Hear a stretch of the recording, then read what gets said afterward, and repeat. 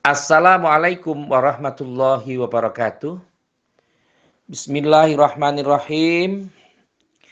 Beberapa saat yang lalu ada berita yang sangat menghebohkan dan mengagetkan bagi saya karena Kemensos digeledah oleh KPK dan tentu ada kondisi yang ganjil atau tidak biasa sehingga sempat diklarifikasi oleh Bu Menteri tentang bagaimana kondisi ini. Tentu bukan ini yang mau saya sampaikan, tetapi berawal dari kasus ini, saya hanya ingin menyampaikan beberapa hal. Yang pertama tentang bagaimana kehati-hatian dari perangkat-perangkat yang memang rentan terhadap koreksi. Baik itu inspektorat atau dari aspek-aspek lain. Karena apa? Karena ketika ada temuan, apakah itu penyimpangan, apakah itu penyalahgunaan, ataukah itu sebuah kondisi yang berbeda dengan hal yang harus disampaikan atau harus dilaksanakan, ini tentu saja akan juga berdampak yang kurang baik. Di dalam keluarga juga demikian. Di dalam keluarga tentu apabila ada sesuatu tentu harus didiskusikan.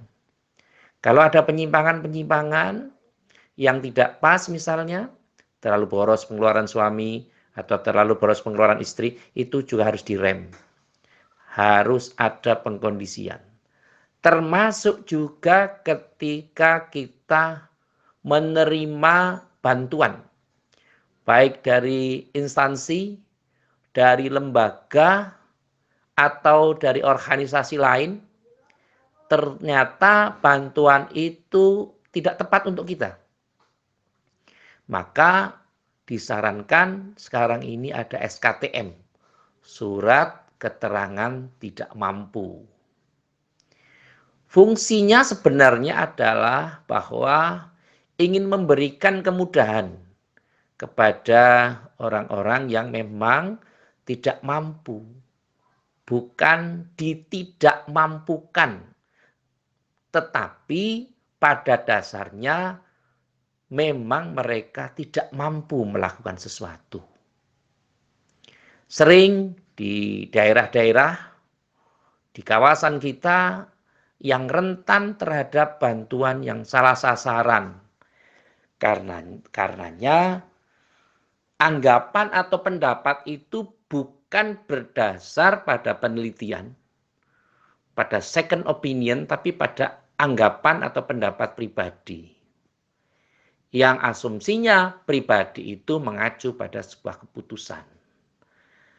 Ini harus dikoreksi sama-sama, karena Anna idza dzanni abdi bi, Allah itu sesuai dengan persangkaan hambaku. Kenapa ini saya kaitkan dengan hadis qudsi ini? Karena apabila kita dianggap miskin dan kita mengaminkan, khawatirnya ketika malaikat juga ikut mengaminkan. Sehingga sesuatu yang salah sasaran itu, sesuatu yang tidak tepat itu akan bisa membatasi rezeki kita. Yang harusnya rezeki kita banyak, tetapi karena kita dimiskinkan atau dianggap miskin, sehingga rezeki itu ditutup oleh Allah Subhanahu wa taala. Na'udzubillah min dzalik. Sehingga mari kita sama-sama membuka diri, memperjuangkan diri kita agar tidak mau dianggap sebagai orang yang miskin. Ada dua pilihan. Pertama, menjadi orang yang memberi, artinya kita mampu memfasilitasi diri kita dan memfasilitasi orang lain. Yang kedua, difasilitasi. Dengan asumsi memang kita dianggap tenaga kerja yang tidak terdidik dan tidak terlatih. Ketika kita dianggap sebagai tenaga kerja yang tidak terdidik dan tidak terlatih, untrained labor, artinya beberapa sisi kita tidak punya skill. Kalau kita tidak punya skill, kita dipasrai berapapun jumlahnya, maka tidak akan bisa berkembang. Ingat, karena kita tidak mempunyai skill. Dan kita tidak akan mungkin menjadi subjek. Kita akan terus menjadi objek. Celakanya, apabila subjek yang kita andalkan berhenti. Misal, bantuan yang sering kita terima berhenti. Kita tidak mendapatkan fasilitas dari instansi, organisasi, atau lembaga lain. Kita mau kemana?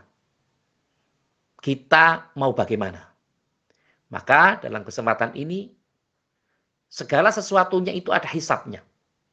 Kalau kita sekarang mungkin di dunia, bisa mungkin kita diberikan KTP-LC atau dulu namanya surat sakti. Dianggap tidak mau, karena ada unsur nepotisme, ada kolusi, ada dulu istilahnya KKN gitu. Tetapi untuk saat ini, jangan harap ketika kita berada pada alam yang lain, ukhrawi nanti, pertanggungan jawab kita kepada Allah Subhanahu wa taala akan sangat repot. Terutama ingat kepada zuriyah kita, keturunan kita. Karena kita akan tercatat sebagai orang yang suka menerima, bukan orang yang suka memberi. Ketika ini hadir, ketika ini ada pada opini masyarakat atau lingkungan sekitar kita, maka itu berarti doa. Ingat, saya sampaikan sekali lagi bahwa memang harus mempunyai transformasi positif. Harus mempunyai pemikiran positif. Jangan mau dijadikan sebagai objek. Kita harus menjadi subjek. Sekali kita dianggap tidak mampu, maka dan kita mengaminkan dalam hal ini, maka tentu kita seterusnya akan menjadi beban bagi masyarakat dan beban bagi pemerintah. Inilah tentu sumber korupsi. Inilah tentu sumber penimbunan. Apalagi orang yang kaya tapi merasa miskin. Ini yang sangat berat. Karena apa? Mereka hanya mampu menambah dan mengalihkan, tapi tidak mampu untuk berusaha berbagi atau mengurangi. Sehingga proses-proses inilah yang terjadi di instansi sekelas Kemensos, itu ada KPK. Apalagi kita yang ada di desa atau di kecamatan atau di wilayah-wilayah tertentu. Dan ini tentu kita harus berhati-hati. Kalau saya sebagai dai atau sebagai guru atau sebagai penceramah, tentu harus hati-hati. Saya tidak punya motivasi apapun, kecuali motivasinya saling mengingatkan. Dalam hal ini adalah berupaya agar kita diselamatkan oleh Allah Subhanahu wa taala dengan jalan kebaikan. Karena tidak mungkin saya korupsi, karena tidak ada yang bisa saya korupsi. Tidak mungkin saya melakukan sesuatu yang berkaitan dengan kekuasaan, karena saya tidak berada di garis kekuasaan. Tetapi dalam hal ini, saya mengingatkan kepada diri saya dan semua. Andai kita dipercaya mengelola sebuah instansi, atau bahkan mungkin kita dikelola menjadi pemimpin, maka jangan menggunakan aji mumpung. Mumpung saya di depan, maka saya akan memperkaya diri saya. Mumpung saya di depan, maka saya akan menggilas orang-orang yang tidak sesuai, tidak sepaham dengan saya. Ini tidak boleh dilakukan. Yang ada, mari saling mengingatkan, tetapi dengan cara-cara yang hikmah. Karena kita hidup di negara yang mempunyai asas musyawarah untuk mencapai mufakat. Jadi yang penting adalah bagaimana kita mengedepankan sebuah koordinasi dan bukan somasi. Kita berusaha mencari kebaikan dan bukan berusaha mencari kejelekan. Bekerja sama untuk sesuatu yang baik sangat diperlukan. Menghindari hal-hal yang negatif. Kita tanamkan kepada andai kata kita sebagai pemimpin, kita tanamkan pada bawahan kita, pada anak buah kita, pada teman sejawat kita, bahwa kita menjadi orang-orang yang super. Kita menjadi orang-orang yang kuat. kita menjadi orang-orang yang hebat. Kita menjadi orang-orang yang pilihan dari beberapa orang-orang yang lain. Sehingga tentu cerminan-cerminan itu adalah untuk bagaimana kita bisa melakukan sesuatu yang terbaik di saat kemarin, sekarang, dan sampai dengan kapanpun. Semoga kita diberikan kekuatan oleh Allah Subhanahu wa Ta'ala untuk bisa mengerem diri dari hal-hal yang tidak bermanfaat dan melakukan sesuatu yang bermanfaat. Terima kasih kepada semua pihak yang telah membantu terselenggaranya acara ini.